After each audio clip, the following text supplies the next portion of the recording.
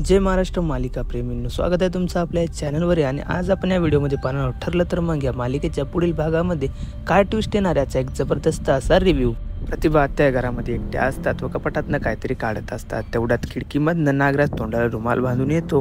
बेडवरची उशी घेऊन प्रतिमा त्याचं तोंड दाबण्याचा प्रयत्न करत असतो.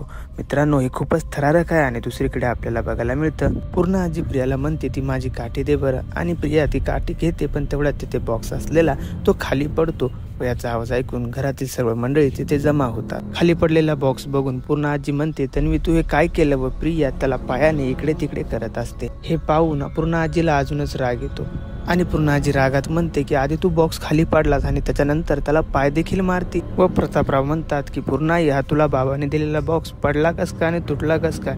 यावर पूर्ण आजी म्हणते या तन्वीने पाडला आणि त्याला पाय देखील मारते. तर प्रेक्षकांनो, प्रियाचं खरं रूप हे सर्वांसमोर येताना आपल्याला दिसत आहे आणि मालिकेमध्ये अजून खूप सारे नवीन नवीन ट्विस्ट येणार आहेत. तर बघत राहा आणि डेली रिव्ह्यूजसाठी आपल्या चॅनलला सबस्क्राईब करायला विसरू नका.